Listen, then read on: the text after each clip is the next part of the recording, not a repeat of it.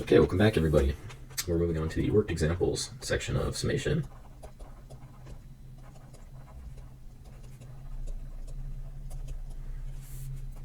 And before I get into it too much, I do want to comment on the following question. What about the quote-unquote summation for sequences indexed over continuous sets? This would be like the example that I've given before, f of x, where x is an r, or maybe f sub x, where x is an r, also known as functions.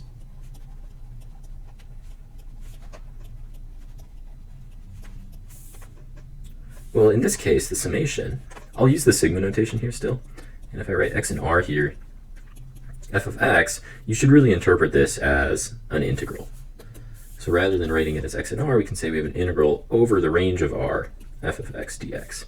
Or maybe an even better example, I can make this explicit. Let's do the sequence, so we'll write it kind of indexed by x, and now we'll say, let's say x is in the interval 0 to 1, where f sub x is equal to x squared minus x minus 1. Then the sum here should really be interpreted, x in 0, 1, of f of x. It should really be interpreted as the integral from 0 to 1 of f of x with respect to x. And we can compute that explicitly here, x squared minus x minus 1 dx, using my power rule, x cubed over 3 minus x squared over 2 minus x, evaluated at 0 and 1. If I evaluate at 1, I get 1/3 minus 1/2 minus 1. And then if I evaluate at 0, I get 0/3 minus 0/2 minus 0. So I'm left with 1/3 minus 1/2 minus 1, and I can do a little bit of quick math for you. This is -7/6. That's really how we should interpret summations when maybe the indexing set is continuous. So just keep in mind, every so often you may see an integral pop out of nowhere, even though you started with this summation notation here. You may start with something like that, but just be aware that you have to interpret it as an integral sometimes if your indexing set is continuous. Okay, and then with that said, for the worked examples today, I want to provide a lot of really exciting examples to you. Actually, the entire subfield of summation theory is a really exciting one. Probably just the same as with integrations, right? Because we have special summations, we know the value for. So this would be just like with integrals, how you know how to take an antiderivative for some specific functions. We can do that with a good collection of summations. So let's look at the following summation. Let's go from I starting at 1 and ending at n. Okay, so this n here is left arbitrary. And we'll sum over the sequence I. This would just be 1 plus 2 plus 3 plus ... plus n. And the question becomes, what is this equal to? So how could we calculate something like this? Well, there's lots of choices, but let's start with a few examples and see if we can notice the pattern.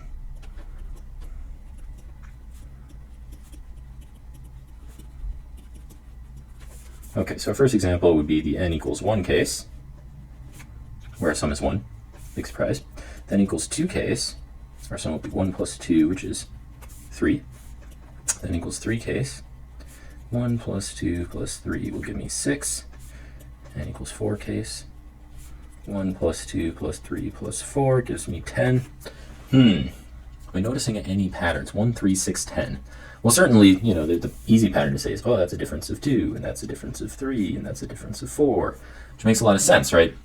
And in fact, getting farther from there, trying to notice pattern again, that's a difference of 1 and a difference of 1. And you would notice if we continued, it would be a difference of 1 again, because we'd be going with a difference of 5, because it would be 1 plus 2 plus 3 plus 4 plus 5 equals 15.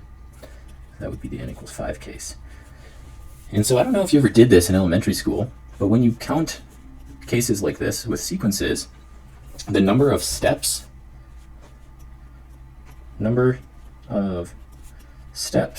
required to arrive at a constant difference is the degree of the polynomial which fits the data. And actually, this is literally just derivatives. I mean, we're doing derivatives in a discrete sense. These are known as finite differences. But there's really no difference to what's going on here. It's the fact that you've taken two derivatives to get to the number 1. What is two antiderivatives of the constant number 1? It's a quadratic. You don't necessarily know all of the terms in the quadratic, but you know that it is a quadratic. So with that said, hence, solution is quadratic because it took us 2 steps in the variable n, or rather a n squared plus b n plus c for some unknown a, b, and c. What should these be? Well, we know a few things. We know that when n equals 1, we get 1.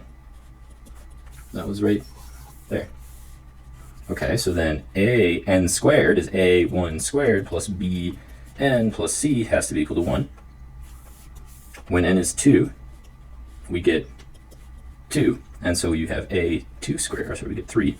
You have a 2 squared plus b times 2 plus c has to give me 3. And when n is 3, we get 6. So a 3 squared plus b times 3 plus c gives me 6. So what have I accomplished here is I've accomplished a system of 3 equations in 3 unknowns. And this system of 3 equations and 3 unknowns should be able to be solved for a, b, and c. I mean, how could I rewrite it? Let's rewrite the system. It's a plus b plus c equals 1, 4a plus 2b plus c equals 3, and 9a plus 3b plus c equals 6. My favorite way of solving systems of equations is the substitution method. And I realize it's probably been a while since you took high school algebra. I'm not going to play the game of your high school algebra teacher. Sorry. I will go through everything, but I won't tell you, we won't give a lot of practice to it. Substitution method. We're going to solve the first one for c. If we solve for c, we get c equals 1 minus a minus b. Then we use that c. Substitution says, I know what c is equal to, so I'm going to plug it in for the other 2 c's. Once I've figured out what c is, I plug it in. And I get 4a plus 2b plus, now I have that for c, 1 minus a minus b equals 3. And I have 9a plus 3b plus c, but not c anymore. It's going to be 1 minus a minus b equals 6. And if I simplify these, so let's simplify those now. I've got 4a minus a, so I have 3a. I have 2b minus b, I have b. And then I have 1, which I'll pull over to the right. 3 minus 1 is 2. Here I have 9 minus 1a, so 8a. 3 minus 1b is 2b. And 1 will pull over to the right to give me 5. At this point, I play the same substitution method game. Solve for b. And I'll get b happens to be 2 minus 3a. And I can plug that in here. And when I plug that in for b, what am I left with? I'm left with 8a plus 2 times 2 minus 3a, because I grabbed that and plugged it in, equals 5. And I can play one more game where I solve this equation. 8a, so what do I have left with? I've got 8 minus 6a, so I really have 2a. And then I have plus 4, but I'll bring that to the right. 2a equals 1, or rather, a equals 1/2. So that's the substitution method. It gave me a. How could I use a to find b? Well, you can use a there to find b there. So once you have a, you use it to find b. 2 minus 3 times 1/2, or 2 minus 3/2, which is also 1/2. And now that I've found b and a, I can find c. So c is 1 minus 1/2 minus 1/2, also known as 0. So if we go all the way back to the beginning, what should a, b, and c be? Well, we just decided both a and b were 1/2 and c is 0. Hence, my sum, I going from 1 to n of I, equals, well, it was an squared plus bn plus c. We decided that c was 0, so c is gone. We decided that b was 1/2, and we decided that a was 1/2. And so there we found a formula, and it was a little bit of work, but we found it, a formula for this particular sum. Now, a lot of people will write this formula as the following. They'll write it as n times n plus 1 divided by 2. You'll notice if you expand what I just wrote, the fraction I just wrote, you would find that that gives you the same quadratic term that we came up with. So that's maybe a direct way. That's maybe the brute force mathematician's approach to finding this sum. Now I do want to show you probably the more elegant solution. So there's Gauss's solution. This is a famous story. I don't think it's true. Most people don't believe it's actually a true story, but it's attributed to Gauss when he was a child, where his teacher asked him to find the sum of all the numbers between 1 and 100, well, starting at 1 and ending at 100. And it didn't take Gauss very long to figure out that what should this be, but it should be 5,050. And he didn't necessarily do it with this formula. He did it in a slightly easier way that's directly attributed to that formula. He said, hey, let's think about it. 1 plus 2 plus 3 plus ... plus 98 plus 99 plus 100. And he said, if I'm clever and I take those two sums first, those give me 101. And then if I take these two sums second, they give me 101. And if I take these two sums third, they give me 101. Now you would have to work all the way to the midline. So the question is, how many steps to the midline? Which, by the way, the midline of 1 to 100 would be the lines between 50 and 51. So how many steps would it take to get to that midline of 50 plus 51? Well, certainly if you start at 1 and you end at 50, it takes you exactly 50 steps. And each have the value 101. So you end up with 50 times 101, which is going to give you the same result. But of course this generalizes, this immediately generalizes.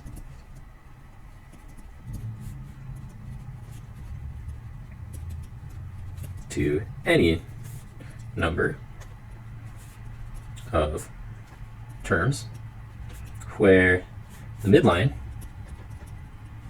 is the number of terms n divided by 2 and the sum is n plus 1, leaving a result n divided by 2 times n plus 1, or the other formula we found here, n times n plus 1 over 2. So there's a second approach to the exact same problem. Very elegant. Attributed to Gauss, probably actually wasn't Gauss. Really quite fascinating. Let's do one more. These are known as the triangle numbers. If you're ever really interested in these objects, they are actually called. So I'll give them a name. So capital T sub n actually is this summation, which happens to be n times n plus 1 over 2. The reason being, if I have one object and I add two objects to it, I have a triangle. If I add three objects to that, I have a triangle. And if I add four objects to that, I still have a triangle. This would occur indefinitely. And the question may become, what is the size of each triangle?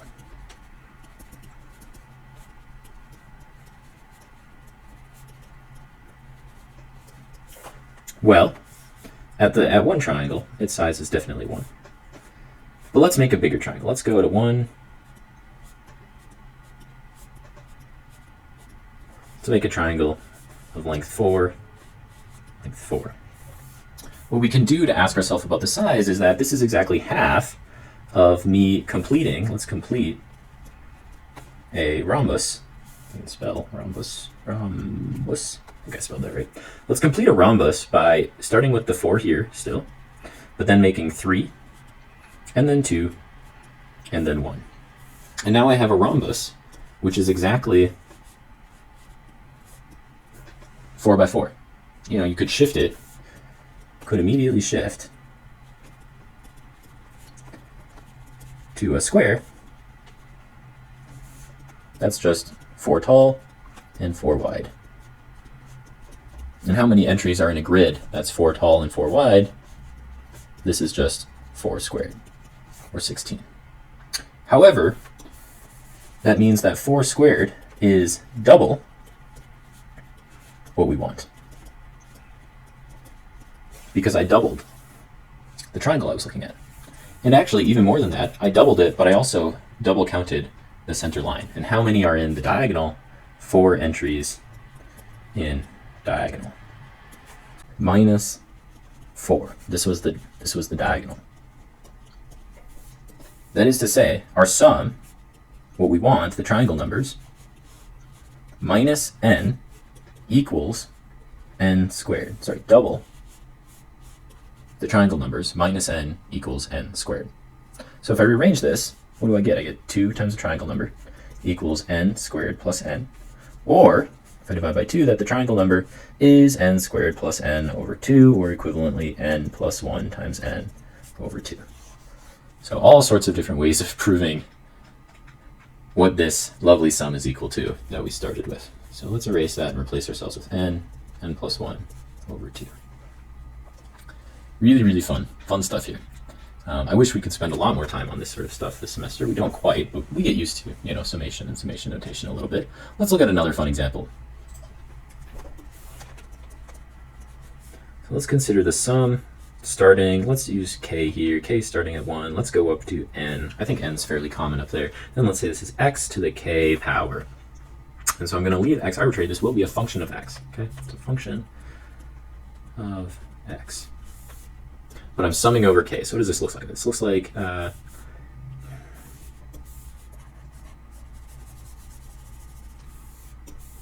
look at another example. So I'll do the sum starting at 0 and ending at k of x to the nth power. This will be a function of x. So we'll keep an x there as arbitrary, and we're summing over n. So what's this look like? It's x to the 0 plus x to the first, x squared, and so on, and we stop eventually, x to the k. And I guess you could just write it out like that if you wanted to, but it turns out we have a closed form solution of what this looks like. The closed form solution of what this looks like is 1 minus x to the k power divided by 1 minus x. And we should prove it. Let's prove this. Sorry, it's a plus 1 up here. But let's go ahead and prove this. What's the easiest way that maybe we could prove something like this? Well, let's assume that for k equals m minus 1, this is true. Okay, that would be something like this sum n equals 0 to m minus 1 of x to the n is supposed to be equal to 1 minus x to the m minus 1 plus 1. So just an m over 1 over x. So let's suppose true. We can recover the k equals m case, the next case, by adding x to the m to both sides. So adding this to the left-hand side, to the right-hand side, what do we get? So on the left-hand side, this is why I say we can recover it. Maybe I'll make it a little more clear.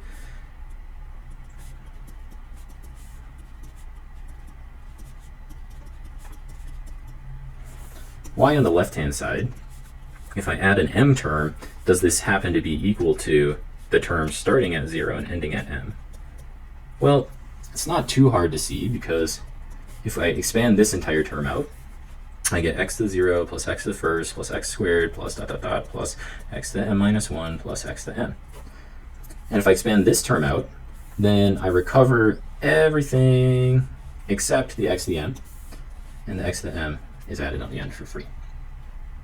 So that's why I'm recovering it by just adding x to the m on the end of everything. But let's try to analyze this. Let's see if we can simplify this. What would I have to do? Well, I can do a common denominator.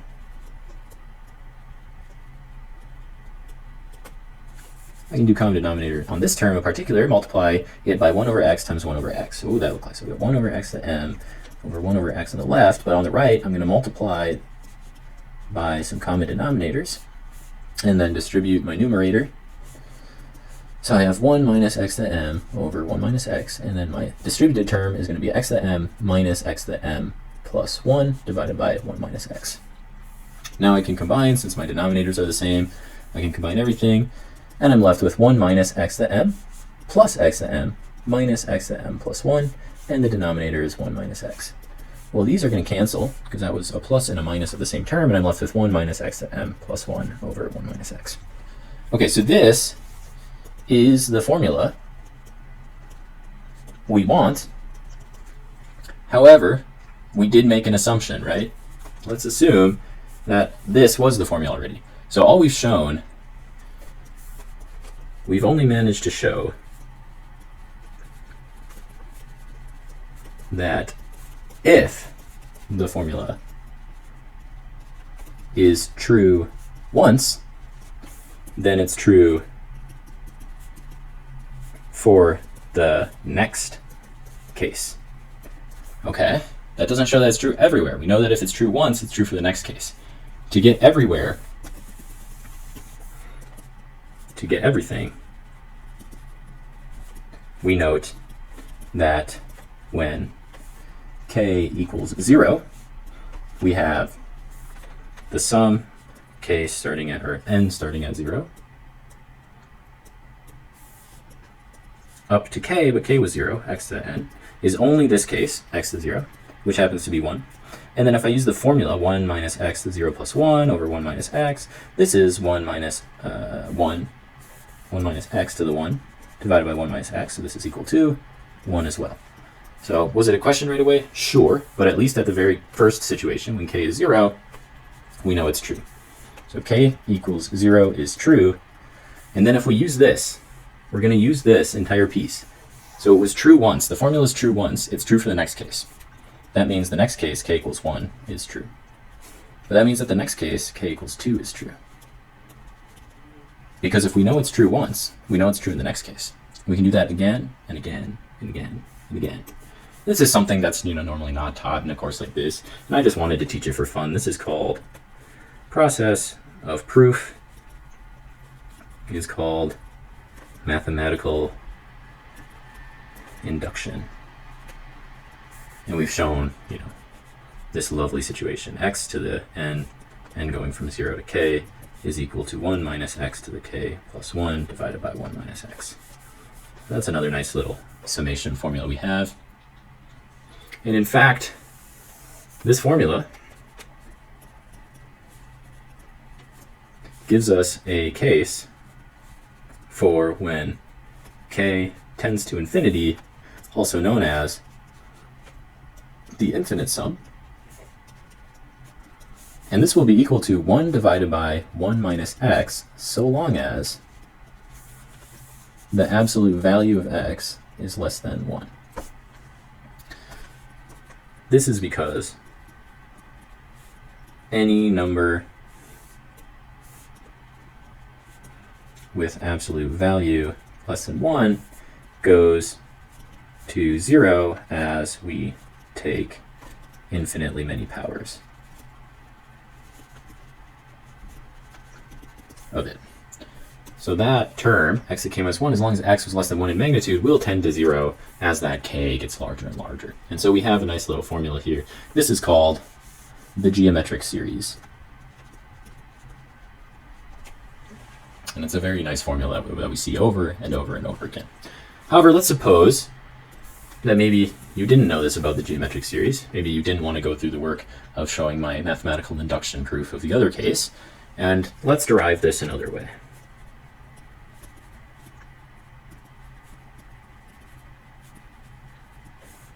Suppose I want to give my friend $1, but the government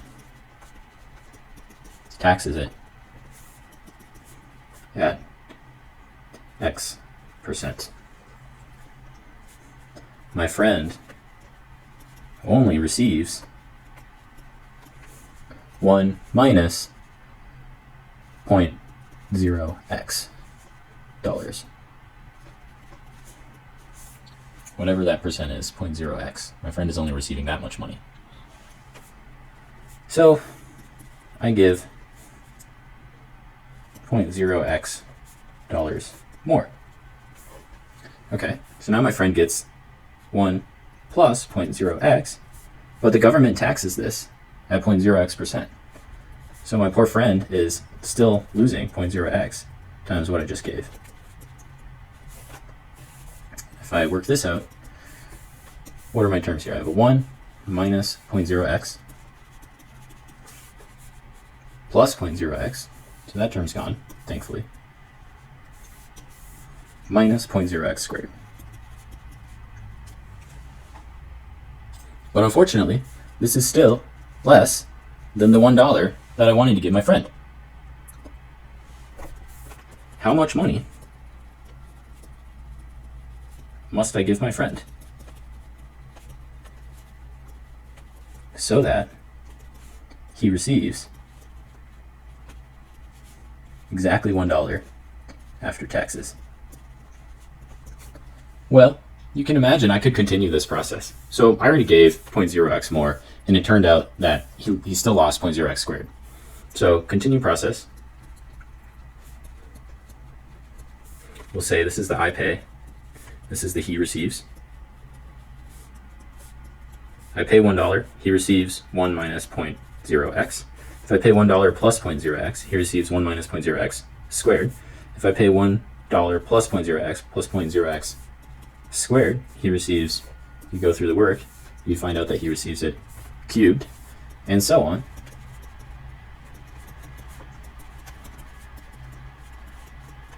And I would just have to continue this process over and over and over again. Eventually he'd lose 0.0x to the infinite power, and thankfully, because a very small number to an infinite power is 0, he will end up with exactly $1 if I continue this indefinitely. But I can think about this another way.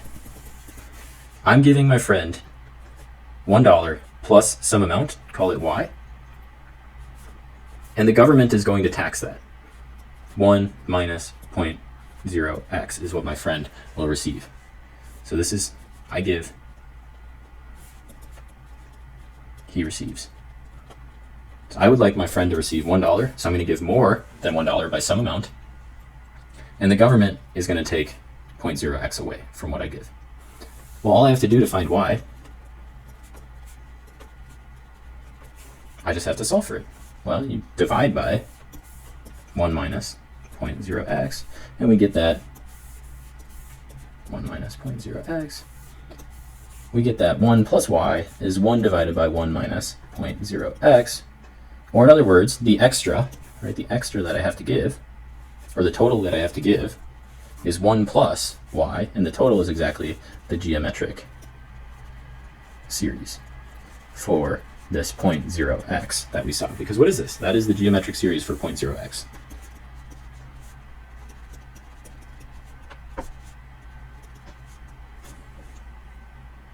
Okay, and I realize that 0.0x is a little bit of an ugly notation, so hopefully you can handle that and don't get too mad at me, but this was kind of a cool, different way of thinking about how we could recover the geometric series.